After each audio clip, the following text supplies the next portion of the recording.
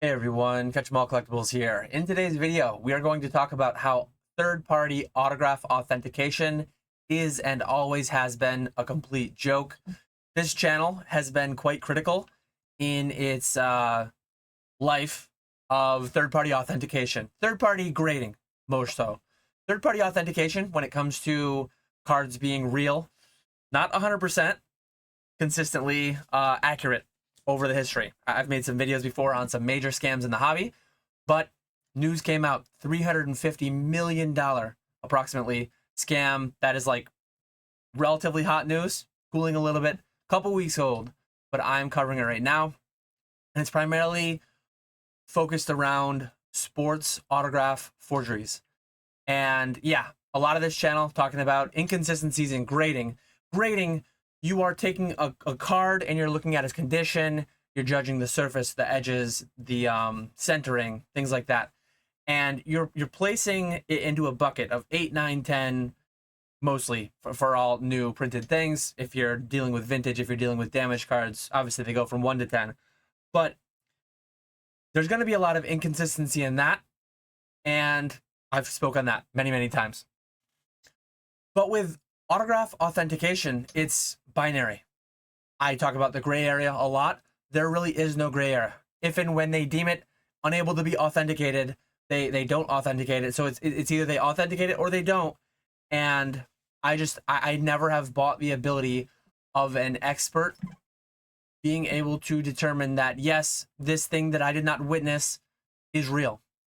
And I'll detail in this video a little bit about the $350 million scam. We'll look at a quick news article, what happened there, what's going on with it, how it might unfurl in the future. And I'll also talk about just the issues that I've had. Some of this will be a little bit of Monday morning quarterbacking. It's very obvious now that something massive has happened, that it's easy for me to come in and say, I always knew something like this was going to happen. But if you followed me for a long time, I've never made a designated video towards autograph authentication in general, but I guess this is going to be the one for that I will point back to. If you Poke Flips, my live streams, if people have asked me about it, I've always been very critical, very in disbelief that and let me get into my core premise. There will be timestamps below. This might be long, this might be ranty. There will be timestamps below. Later in the video, we'll look at 99 authentic examples of a very famous sports player, very famous athlete's autographs. And I'll just show you. I will kind of like debunk it live.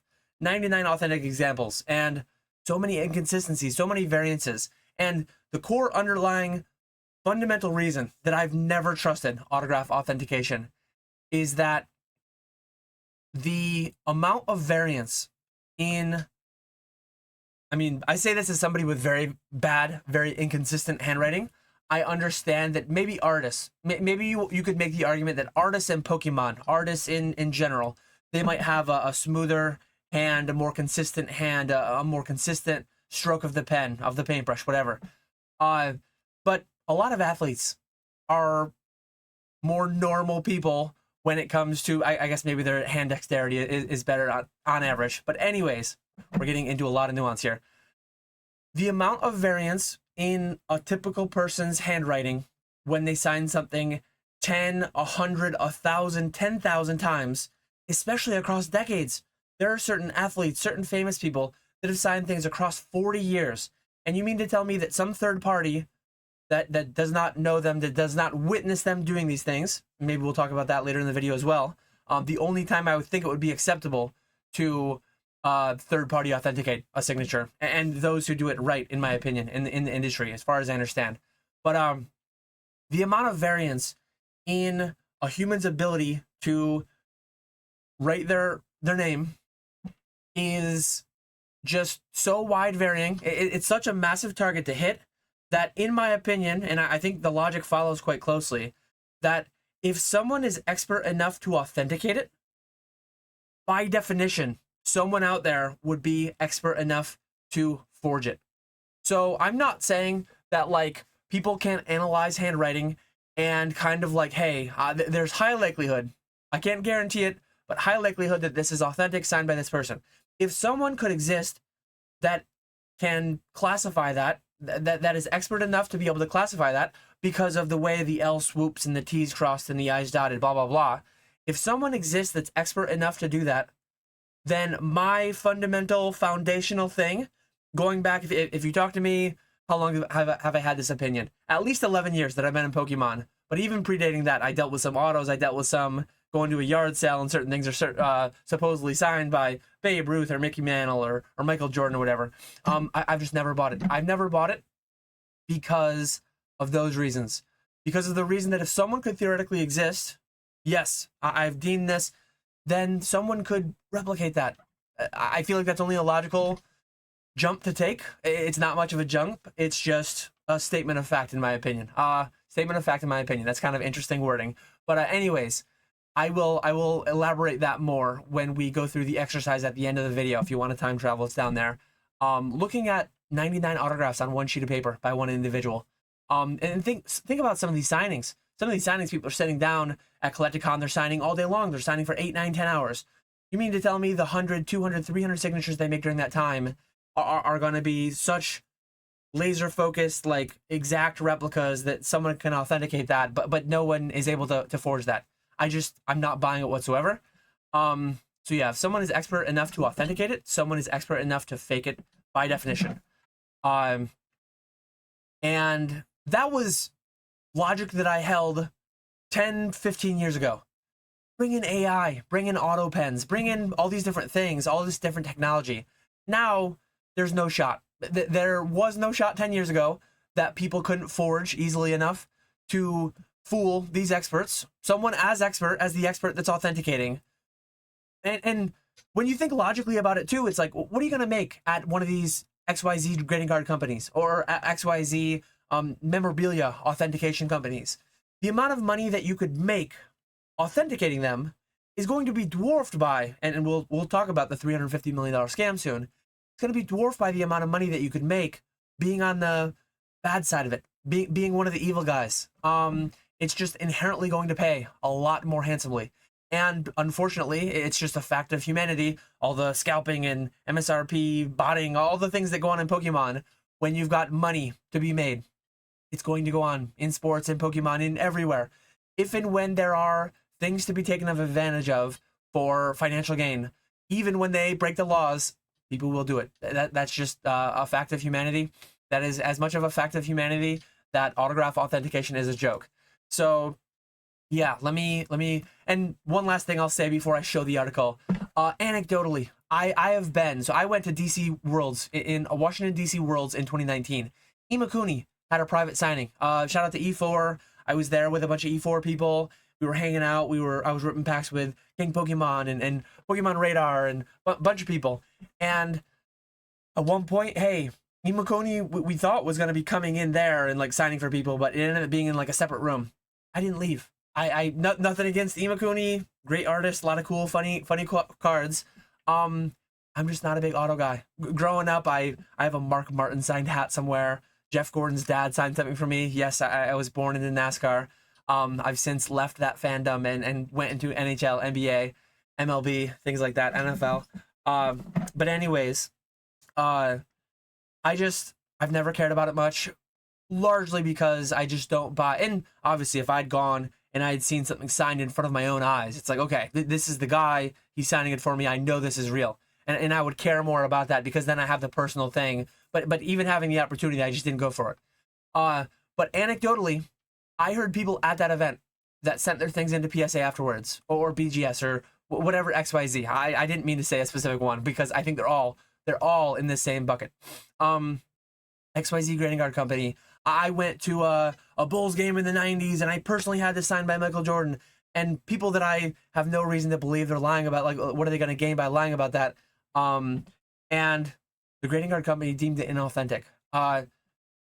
For that reason, that's just another contributing factor to why I think it's all a joke. But reasonably, my scientific, logical brain, robotic brain, it would only be reasonable that you would have...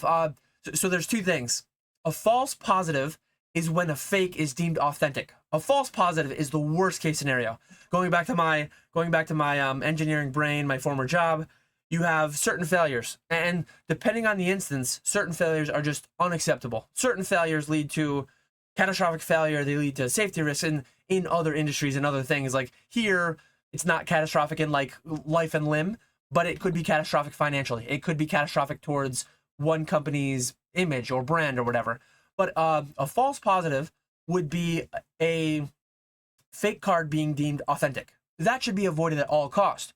Generally speaking, when you are trying to minimize or entirely neutralize false positives, you are by definition going to increase your amount of false negatives. A false negative would be when you have a real signed by Michael Jordan, signed by Imakuni, deemed inauthentic. And some days Michael Jordan's going to have the flu and he might go out and win a game in the finals and have a flu.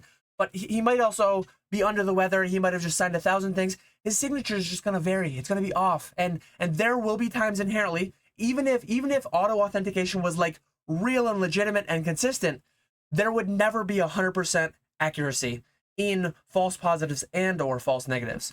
But false negatives are inherently going to happen. And if you're trying to minimize false positives more, you're going to increase your false negatives. So there's just a little further logical discussion around why I think this is all a problem and why it's all going to be bad. Shout out to, and anecdotally too, I'm on Instagram. I'm not on there a crazy amount, but shout out to Swolepoke, one of the E4 guys. Met him multiple times in person, in real life. And shout out to E4, blowout cards, the amount of threads that I've seen, the amount of Instagram stories that I've seen. Fanatics, actually, shout out to them. I can sign through them. And I think Heritage maybe, certain platforms have been better and certain platforms have been worse at pulling autographs that are deemed inauthentic by people in the community with various proof. And again, we'll talk about that more in a little bit. But yeah, shout out to all the people trying to do their best to vet all these things and call out things that they see that look like one-to-one duplicates. Because that's one thing that in the space, autographs, you don't really want to one-to-one duplicate something. And I'm not trying to teach you how to do it, but two autographs are never going to be atomically identical. If you look at if you analyze the atomic layout of the ink, like there's going to be variance to some extent. And a lot of the autographs, as far as I understand, get caught because they just copy paste a known example. And that's especially when there's a sketch. When the more ink that's laid down and when you copy paste basically through the use of an auto pen or whatever, you are going to get caught more likely because autographs will never be identical. And that feeds back into the whole, when the variance is this wide, if you're trying to copy a card, the consistency of the dot matrix pattern, the consistency of the dimensions of the card, the consistency of the font and the printing of the font on the card are, you have this much space. Like you have almost no space to have any variance in your attempt at replicating this. So generally speaking, aside from Alpha, Beta, Delta, Gamma, Echo, Foxtrot cards that CGC ran into an issue, aside from the occasional fake first edition stamp that gets through PSA, CGC, BGS, aside from those things, third-party authentication is generally good at authenticating the card because the window that has to be hit is this. It is like atomic. Like you have to get really, really fine. But you have this. You can hit anywhere in here, and you are hitting the general normal variance that a human signer will have.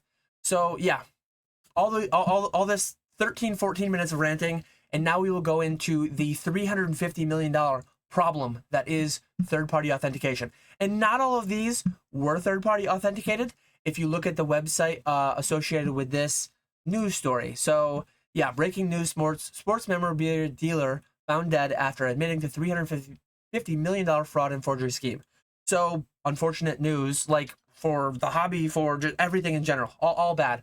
A guy apparently ended his life after, and before doing that, he posted on Facebook. He posted in an autograph Facebook group that he, for the past 20 years or something, had been in. I'll link this description in the description below, this news article.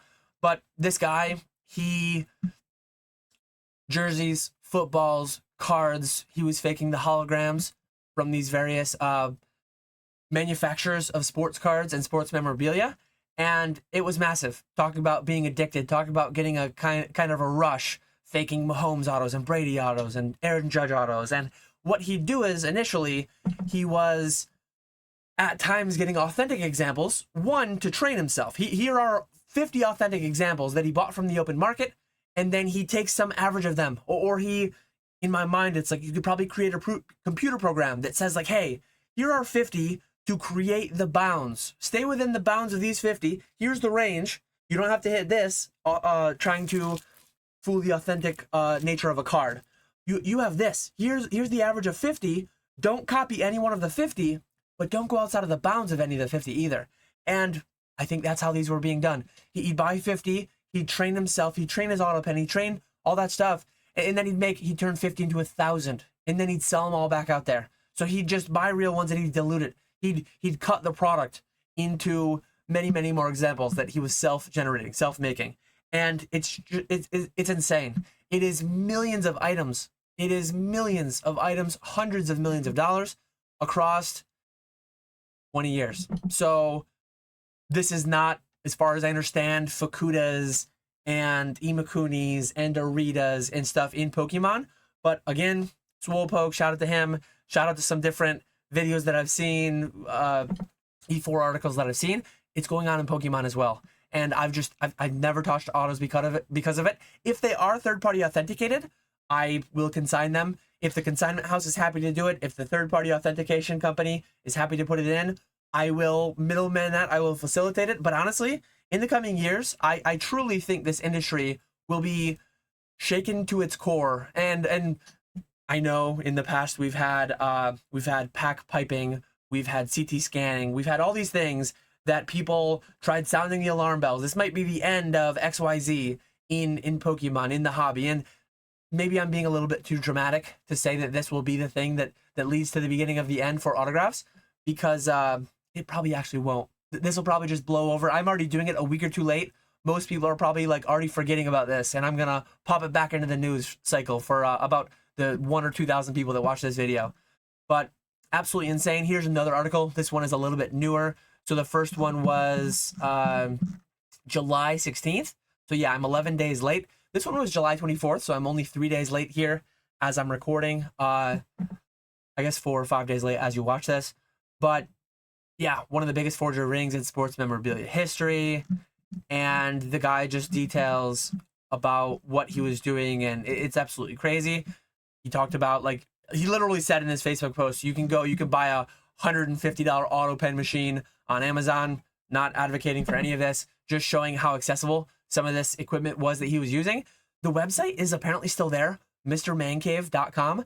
But if you scroll to the bottom, it used to show you, like, or wherever it went, I don't know where it went, but it used to have a link to his Amazon, to his eBay, to another website. Those have all been deactivated externally. But I put something in my cart. It looks as if you could, like, buy stuff still.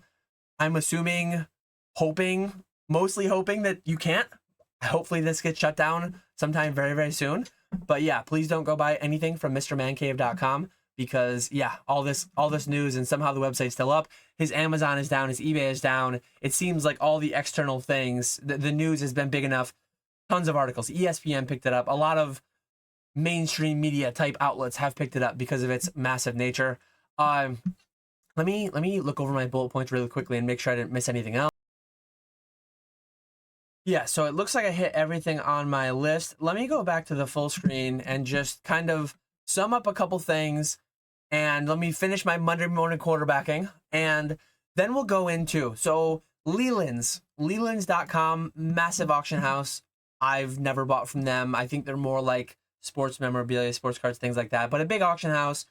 And they sold recently a one-of-a-kind Mickey Mantle autograph display signed 99 times. The reason that I found this is Fanatics, actually, Fanatics Collector, Fanatics Instagram page. They posted about this. They were just doing like a little reel, a little story about this to talk about. I mean, it was relevant to the industry, so they were talking about it, and that's where I came about. So I figured it would be an interesting little exercise to tie in. But signed 99 times on one piece of paper, and a lot of the signings, another anecdote that I've heard about in the past, or not really my anecdotes, but like another thing I've heard of in the industry. Apparently, like a lot of sports products, I don't really engage with them too substantially. I do have a couple Igor Shesterkin signed RPAs and things like that. Shout out to Pokey Chef. I actually have an Igor Shesterkin signed Charmander card that Chef personally witnessed Igor Shesterkin signing. It means more to me. I still wouldn't like pay hundreds of dollars. I wouldn't even pay $50 for something like that. It's more interesting to me because he went to an establishment Chef was working at, and my friend Chef went and got the signature. Like, so it has more of a story. It has more of a meaning to me because of that reason. Signatures that I do care about, I should have had that ready. I have all over the place. I have things signed by Old School Pokemon and Gem Mint Pokemon and ZNG Emporium and like my friends in the hobby. I have things signed by my friends in the hobby, and those are the only autos I care about.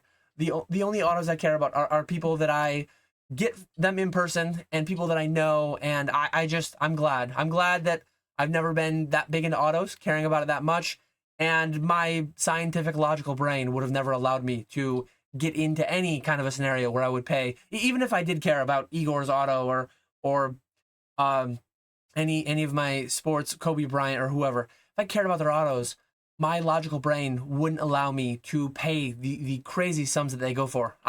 Again, at the outset, we talked about, I was never a PSA 10 buyer because I just inherently, fundamentally don't believe in their ability to consistently classify PSA 10s as PSA 10s. Sometimes they're 8s, sometimes they're 9s, sometimes they're 10s, but that's not nearly as bad and not nearly as much of an issue, not nearly as detrimental to the end buyer, the end user, the inconsistency between grades, because that's just classifying different levels. But when you are binary 0, 1, real, fake, and they're deeming fake things real, and those things could be reproduced infinitely, it's just inherently problematic. And some people will say, because of all this news, like, oh, you can't trust any 10 certs or higher, any 8 certs, 7, 6 certs or higher. You can only trust the 2 certs, the 3 certs, the 4 certs. I'd say no, you can't trust any of it. Like me personally, I'm throwing the baby out with the bathwater. It's always been a joke. It's getting worse. It will only get worse as AI, as tech improves. There will never be, like, again, this is not an opinion. This is an objective statement of fact. There will never be, some people might say like, oh, wait until AI gets on the authentication side of it. It's impossible. It is impossible for an AI to be created, any kind of an automated program to be created to reliably authenticate signatures that were not personally witnessed, because the range is this and anyone else can replicate that. Now, one different thing, as far as I understand, and I'm far from an expert on third-party authentication of autographs, but let me go back to my 2 camera for this. We're going to get to the Mickey Mantles in a minute, but CGC signature series, maybe it's not just CGC, and maybe I'm understanding this incorrectly. Let me know in the comments below if I'm understanding this incorrectly. But for both in-house private signings and private signings at shows, after the collectibles are signed, CGC grades and encapsulates them, or grades, whatever. They will encapsulate them, stating that they witnessed. So they were with Michael Jordan, who signed 50 cards. They encapsulated them on site or like immediately afterwards, having had chain of custody, chain of command, having like, so they are known to be, this would be, in my opinion, the only way to do it. I don't remember when I tried finding the clip on PokeFlips, but we've made too many and I couldn't be bothered to spend hours trying to track it down. But I've said this on PokeFlips before. I've said this on a live before. In my opinion, there should be a distinction between these were witnessed in person by us, and we are authenticating, guaranteeing. We are 100% guaranteeing we were there, it happened, it was real. In this day and age, record it. Go live on YouTube. Go private live on YouTube as CGC and just record, document the whole event, and have a chain of custody of the 50 examples or the 500 examples that were signed. And if something comes into question, it's like, no, that was number 73 on that day where he signed. Like, if this much value is going to be attributed to it, in my opinion, this would be like the only way that makes sense. But maybe that's not being done anymore. I think CGC bought JSA or vice versa, and I don't really know. But in my opinion, the only thing that you could ever trust, and even then, it's like, another thing is pack pulled things. I've heard stories in sports where it's like, I'm not going to say a name of an athlete specifically because like I just don't know. But there are times where they sign stickers and the stickers get put on the cards, which is kind of a joke to me. It's like, print the cards out, send them the cards, have them sign the card, and then send it back. But a lot of these things are done in the mail. A lot of these things are done in the mail. And I've heard stories of like spouses of that NFL prospect signing his rookie stickers, and his spouse, his housemate, his roommate, whatever it may be. I've heard of examples of that thing going on where, yeah, it's just insane. Like the whole industry is just insane to me. How all this exists, how people value any of this blows my mind. And let's get to our final thing, our little demonstration here of the ridiculousness of this. So this was an auction on Lelands.com. This sold for, is it over? Or maybe it's still going. So this sold back in May. This sold back in May. The starting bid was $10,000, and it sold for $247,000 plus. A little bit over $247,000. Mickey Mantle signed this 99 times. If you look now, we'll zoom in a second, but if you look now, you can see it's Mickey Mantle all over the place. But in that one spot in the middle left, it says, "These pens suck." He didn't like the equipment that he was given to sign. But we're going to look in and we're going to say, like, okay, presumably this was witnessed by people. And like, I'm not saying I think this is fake. I'm saying that I actually, on the premise that this is real, I'm going to show you exactly what I was talking about earlier. So I've actually like had interest in this. I've just intellectually, I've been like, how much of a joke is this? Like I've listened to podcasts of handwriting experts. It's almost like listening to people who, and the amount of studies out there, the amount of like blind taste tests that people have done with supposed sommeliers that can pick out this and that, and they can pick out what region in France, what region in Napa Valley the wine was made from, and they do blind taste tests on them, and they're just, it's a complete sham. They make it all up. They can't reliably pick out anything about a lot of it. A lot of them, not all of them. Maybe some of them are good at it, whatever. But like, look at the M on the top Mickey Mantle. Look at the M there. And I've watched these podcasts. I've watched Pawn Stars, and oh well, Mickey, you know, the way that he would dot his I's, it would always be to the left of the I. And it's like, okay, it's to the left of the I there, and it's kind of above the I there. It's to the left of the I on the bottom right one. Well, look at this one. It's above the C on the bottom left example there. And look at so the first M in Mickey, the M of Mickey, this one is so much more narrow. I know you can't see my cursor here. Can I make it so you can see my cursor? So I changed my setup slightly. I think you can see my cursor now. So yes, look at the variance in these things. And again, I'm assuming this is all real. Leland sold this as authentic, but like, look at this I dot way over here above the C. And I've seen people, I've talked to people who make some of these posts debunking this as being fake. And it's like, I know that this is fake because Mantle, his T, it never has space between his looping there. Like, it doesn't have space here. It doesn't have space on a handful of these. But then as you look, it's like 95% of the time, it doesn't have a space. But then the first one does. The first one has a space between the T. So as I said, his T might loop between this and between this. And people will, oh, look at his iconic, look at his, there's certain words that they use. There's certain words that they use that like his iconic, the way that he does his M, it always loops around. It always does this. Well, look at how flat, look at how tight this one is compared to this big looping one, And you go down, I didn't do this. I spent 3 minutes looking at this Mickey Mantle thing, and I'm starting to dissect it. I'm starting to look at his Y in Mickey. It's got a right triangle there. It's always got the iconic right triangle in his Y. Well, there's a little bit twisted, but it's there. Here, there's no gap in it. There's no gap in it. It's just completely like the inconsistency. Pick out any letter and look at 99 examples of it. The variance is massive. And these pens suck. He's complaining about the pens. So it's like, okay, it was the pen. That's the issue though. They're going to sign at Comic-Con. They're going to sign at Fanatics Fest. They're going to sign at all these different things with different equipment. And some of them they'll be signing the first time. And some of them they'll be signing the 1,000th time for that Sharpie, for that pen, whatever it may be. But it's just, it's not real. Autograph authentication never has been, never will be, never can be real, because the amount of variance that humans have is just too much. And it's a good thing. I've joked before. It's a good thing I'll never be famous, because if I ever became famous and my autograph ever became valuable, people would be doomed, because the variance for me in writing my name 99 times would be so much more. Look at the T and the L there. Look at that L. That L looks almost more like an E. Look at this abomination. Look at this abomination here. And yeah, the K, sometimes it curls way over past the E. And then sometimes this one's almost touching the Y. And then look at how tiny this one got.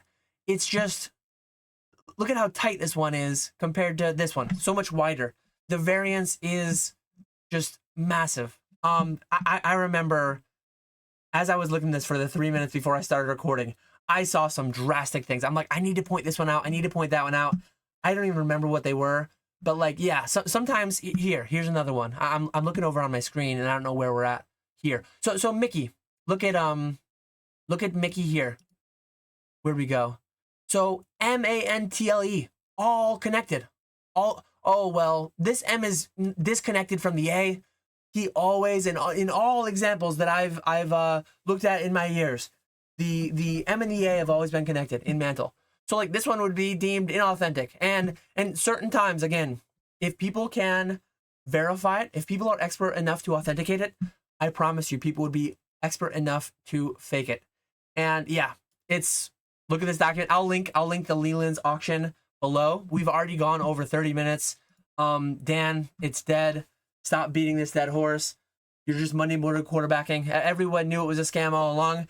I can almost guarantee there will be some people in this watching this video, maybe not 33 minutes in, but there will be some people watching this video that have autos in their collection, that have spent hundreds, if not thousands of dollars on autos. And what would I do with them if I had them? I would sell them for whatever the market was willing to pay for them. And I'm not, this actually came up in my live last week. I'm not crapping on autos because I'm trying to like suppress the market so that I can go buy them all. I truly, transparent channel, I tell you what I own, why I own it. I've owned autos before because I've bought collections that had them in them. I've always immediately sold them. I'm talking down on them. So I own 0 of them because I don't like them. And I'm not talking down on them to try to crap on them, to try to lower the price. I think the $350 million scam has done that enough. I think the grading card companies themselves have done that enough. I'm just making statements on something in the industry, in the hobby, in the space that is relevant to me to an extent, as someone who does consignments, that is relevant to a lot of people in the space. And man, I'm like, look at this. Where are we? Yeah, for whatever reason, my screen. Okay, so look at this M. Look at this M. How disconnected it is. We're jumping all around. I was scrolling over here as I was recapping. Oh yeah, right there. Look at this one. It's not even connected. It's like that would be one, and it's like, okay, Dan, that would just be a false negative. It's a real one that he did. They would state it as being inauthentic, and that would be fine. Like it would be fine to have more false negatives, but false positives happen a lot. False positives happened tens of thousands, if not hundreds of thousands of times at the hands of that one guy. And he talks about how certain databases were made around some of his forgeries, which is just scary and crazy. And yeah, it's just wild. Let me know in the comments below if you believe, I'm not trying to yuck yums here. If you like owning an item that Theodore Roosevelt signed or George Washington, like, I don't care who it is. I don't care if it's Rihanna. I don't care if it's Taylor Swift. I don't care if it's someone vintage or modern or historic or not historic, or I don't care if it's your neighbor's signature. Like, I'm not trying to yuck yums and say that autos are dumb or collecting autos are dumb. I don't do it myself because I don't value it. Like, I don't care that somebody signed a piece of paper or a football or whatever. I would care more about the football or the hockey puck. This is the hockey puck that hopefully in 2026 the New York Rangers scored. This is the one they scored to win in overtime in Game 7 of the Stanley Cup. I would care more about that. And if that was added to it, signed by every player on the ice at the time that haven't, okay, that's more like I can get into that. But if it's like this guy that drew this card wrote on it. To me, that's inked. Like, I value it less because of that. I just never have cared, but I'm not trying to say it's dumb to care. I'm not trying to yuck your yums. I'm just trying to say be careful out there, because nobody is expert enough to third-party authenticate that. If you didn't see it, if someone trusted didn't see it, maybe you paid a friend to go fly to the event and go get it, like, okay. But if nobody witnessed it that you trust, it can't be trusted. That is the end there. If you disagree, let me know in the comments below why. Let me know why I'm wrong, if I'm wrong, or let me know if you agree. Give me, is there like there's probably got to be a pen or a paper. Give me some kind of emoji to let me know you made it all the way to the end. Yeah, that's my thoughts on autograph authentication, done in standard catch-em-all collectible style, ranting, rambling for 35 minutes plus. As always, I appreciate you all watching. I will catch you all later.